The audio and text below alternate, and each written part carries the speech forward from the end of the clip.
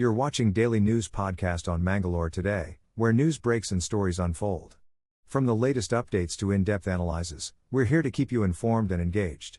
Let's get started. In Gangoli, a thief who broke into the Panchaganga Vyavasaya Seva Sahakari Sangha office at Mulikat was swiftly apprehended, all thanks to the vigilance of a private security company monitoring the live CCTV footage.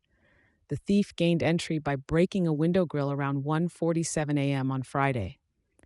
Within 10 minutes of the theft, the police were able to catch the thief, a man of Kerala origin, with the timely assistance of the security company.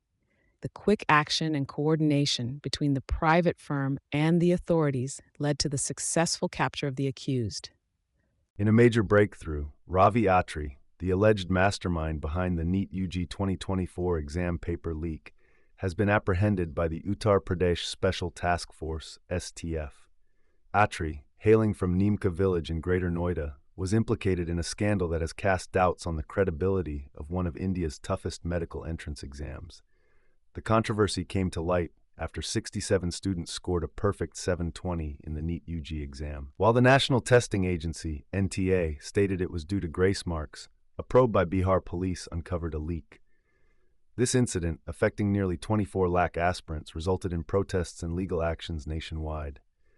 Notorious for past involvements in exam leaks, Atri's arrest sheds light on his suspected role in leaking papers across states, facilitated by a network known as the Solver Gang. Bihar police's widened inquiry linked him to the scandal, culminating in his arrest. Atri's journey from a medical aspirant to an alleged perpetrator reflects a concerning pattern of exam malpractice. In a disturbing incident near the Udupi service bus stand, a man named Mohammed Nihal from Athradi was abducted and robbed of a significant amount of Rs. 1 lakh on June 20th. Nihal, who was on his way to a bakery near the bus stand, was ambushed by two assailants who arrived in a car. The criminals then threatened him with a knife, verbally abused him, and fled with the stolen cash. Authorities have identified the suspects as Sharik and Irfan. A case has been registered at the Udupi town police station regarding this brazen crime. In Mangalore today, a section of the riverside protection wall of the Netravathi Riverfront Project collapsed near Mulihitlu. The incident, spanning about 100 meters, occurred between the South Kanarpi District Cooperative Fish Marketing Federation and the Bollara Sea Face. General Secretary of the National Environment Care Federation, H. Shashidhar Shetty, raised concerns about the quality of work, leading to a petition filed with the National Green Tribunal. The tribunal had issued an interim stay order on the project work following allegations of violating coastal regulatory zone norms. A joint committee inspection was conducted on June 11th. Stay tuned for further updates on this developing story.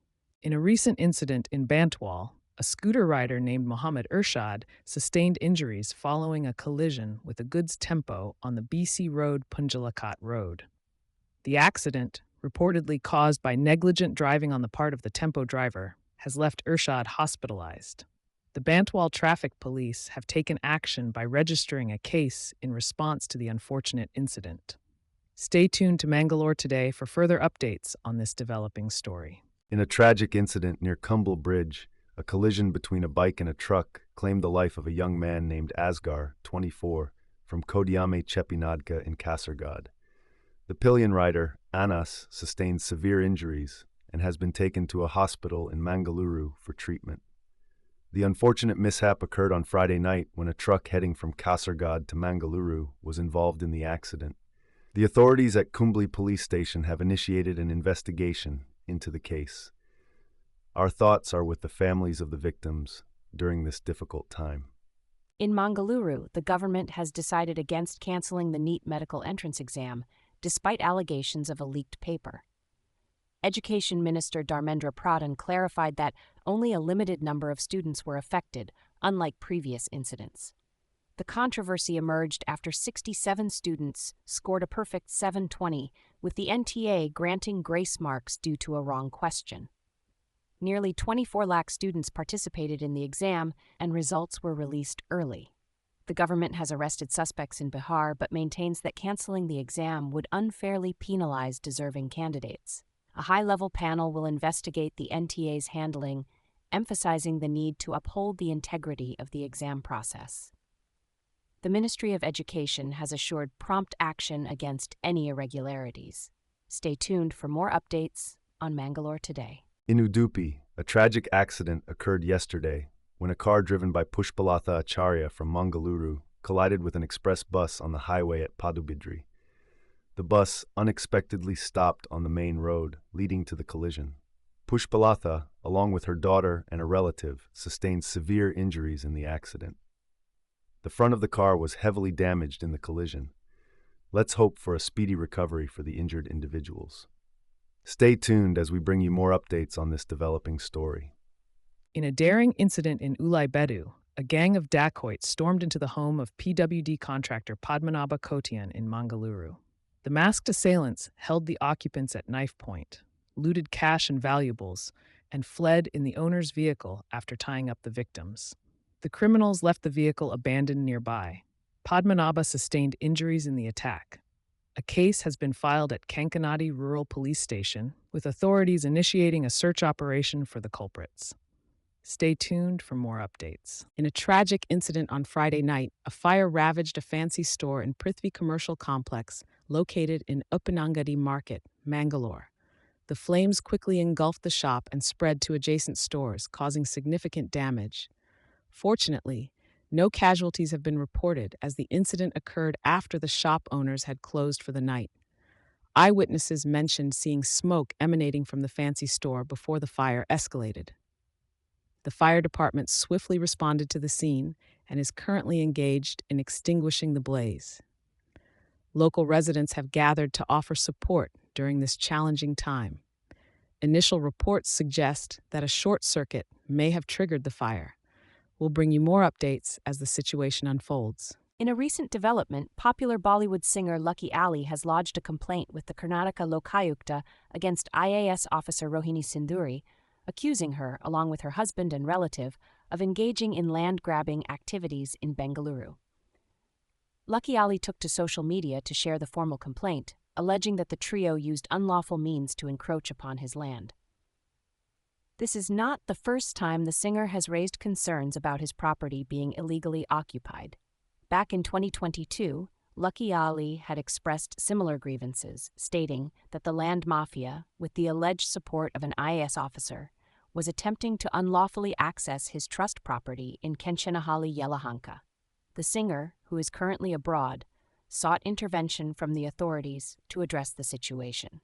Stay tuned as this story unfolds. In Faridabad, Haryana, a shocking incident unfolded at the Balabgarh bus stop area, where a traffic policeman was dragged by a speeding vehicle. The officer had requested the driver's documents, but was met with resistance when the driver, allegedly drunk, obstructed traffic. Eyewitnesses captured the dramatic scene on video, which has now gone viral on social media. The sub-inspector was left clinging onto the car as the driver suddenly accelerated, dragging him for a few meters before coming to a halt. Fortunately, the officer was rescued by onlookers and traffic personnel. The police have identified the driver and are committed to taking strict action against him for his reckless behavior. Stay tuned for further updates on this developing story in and around Mangalore. In a recent event at an Indian Chamber of Commerce, former cricketer Gautam Gambhir dodged questions about becoming the next head coach of the Indian cricket team. While widely speculated to take over from Rahul Dravid, Gambhir emphasized his coaching philosophy of prioritizing the team over individuals. He highlighted his success as a mentor during KKR's recent IPL victory, stating that his focus is on team success rather than individual performances.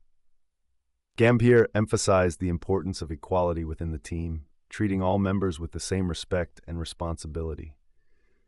Despite his stint as India's captain, he expressed no regrets and credited his main goal as making his country and team successful.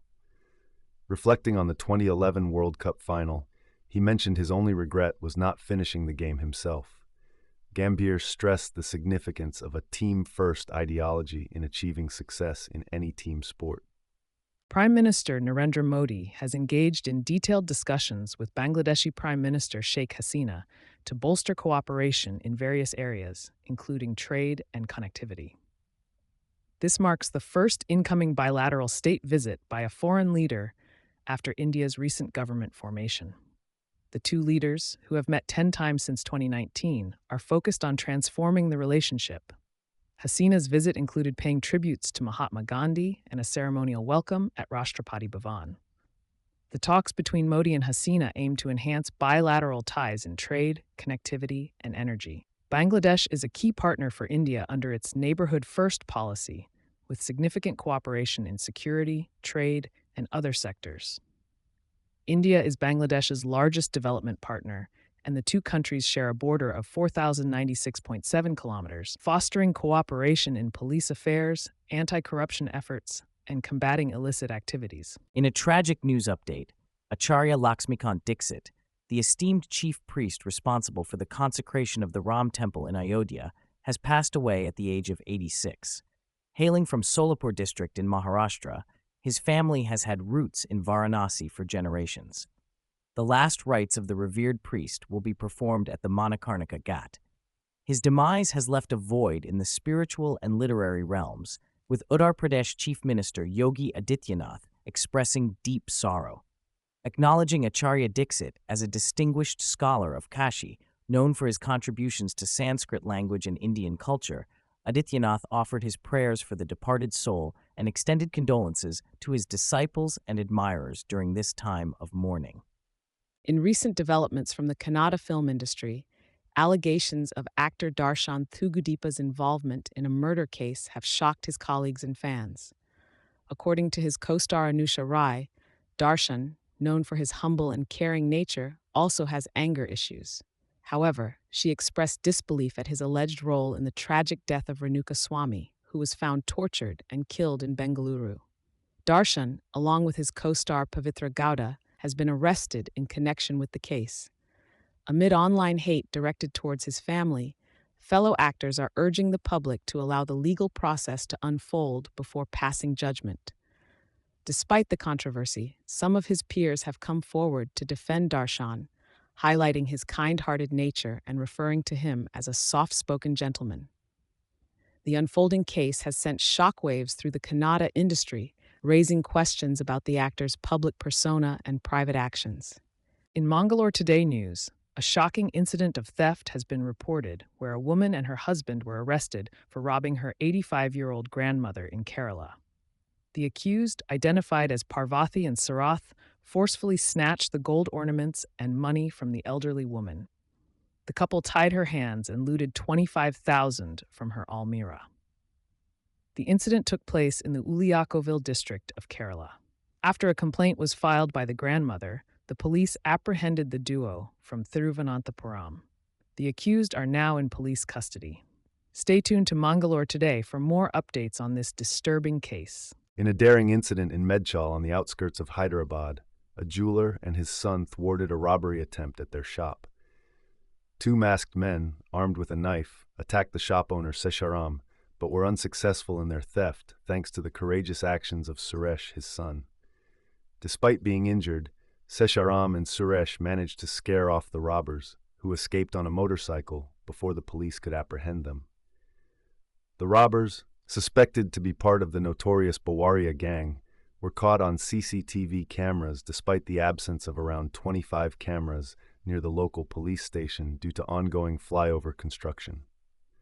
Specialized police teams are now on the lookout for the suspects, believed to be involved in previous snatching and robbery cases in Hyderabad. In a somber news, Mangalore mourns the loss of the renowned Kannada writer Kamala Hampana, who passed away at the age of 89 at her residence in Rajajinagar. Ms. Kamala Hampana, a distinguished academician, researcher, and author, leaves behind a legacy of over 60 books in Kannada and 2 in English. Her contributions were recognized with prestigious awards like the Dana Chintamani Adamabe Award and the Nadoja Award. In accordance with her wishes, her body will be donated to MS Ramaya Hospital for medical research. Political leaders, including Chief Minister Siddaramaiah, expressed their condolences for the veteran writer's demise, emphasizing her literary, research, and teaching prowess. Mangalore Today pays tribute to the life and work of the late Kamala Hampana, an iconic figure in the literary world. In a shocking development, The billionaire Hinduja family members have been handed prison sentences in Switzerland for exploiting their household staff. Prakash Hinduja and his wife Kamal have received 4.5 years each, while their son Ajay and his wife Namrata have been sentenced to 4 years each. The court found them guilty of providing meager health benefits and paying wages well below the standard in Switzerland. However, the charges of human trafficking were dismissed, with the court stating that the workers were aware of the situation. The workers, mostly illiterate Indians, were allegedly subjected to long hours and inadequate pay, with reports of being paid in rupees instead of Swiss francs. The family, known for their business empire spanning various sectors, has expressed intentions to appeal the court's decision. Stay tuned as this story unfolds. In a recent development in Karnataka's Hassan district, an FIR has been filed against 2 individuals for allegedly blackmailing JD's MLC Suraj Ravana, the brother of former MP Prajwal Ravana, who is facing sex crime allegations. The accused demanded a staggering Rs. 5 crore from Ravana, threatening to defame him with a false sexual assault allegation if the money was not paid. The accused, Chetan, and his brother-in-law have been charged under sections of extortion and criminal intimidation. In a turn of events, Chetan has alleged that Ravana sexually assaulted him at a farmhouse, claiming his associates tried to cover up the incident. This incident comes amidst Prajwal Ravana's ongoing legal battle over multiple sexual assault cases. Stay tuned for more updates on this developing story. In a major development, the government has taken a strict stance against paper leaks and cheating in public exams. The newly introduced Public Examinations Prevention of Unfair Means Act 2024 includes stringent provisions to tackle these malpractices. Anyone caught using unfair means during exams could face up to 3 years in prison, extendable to 5 years with a fine of up to 10 lakh. Additionally, testing agencies could be fined up to 1 crore and banned from conducting exams for 4 years. Senior management involved in cheating may face up to 10 years in prison with a 1 crore fine. The law offers some leniency for those unaware of the offense if they can prove their innocence. Organized crime in exams could lead to a minimum 5-year jail term and a 1 crore fine. This move comes amidst the NEET and UGC NET exam controversies, where paper leaks have raised concerns about exam integrity affecting lakhs of aspirants. In a tragic incident in Kalakurchi district of Tamil Nadu, 55 people have lost their lives after consuming toxic liquor, with 88 others hospitalized. Shockingly, 3 minor children are now orphaned, left to an uncertain future. The devastated families are demanding the shutdown of all liquor shops. 4 suspected bootleggers have been arrested by the police, who have also been shaken up by the incident, leading to the suspension and replacement of several top officials. Chief Minister M.K. Stalin has expressed deep sorrow and vowed to crack down on those responsible. An inquiry has been ordered, compensation announced, and illegal liquor brewers targeted for arrest. The Madras High Court has also criticized the state government over this tragic failure, as opposition leaders call for urgent and decisive action to prevent such disasters in the future. Thank you for joining us on today's journey through the news. For more in-depth stories and updates, don't forget to visit mangaloretoday.com. And if you value staying informed, please subscribe to our channel for timely updates. Good night, and take care.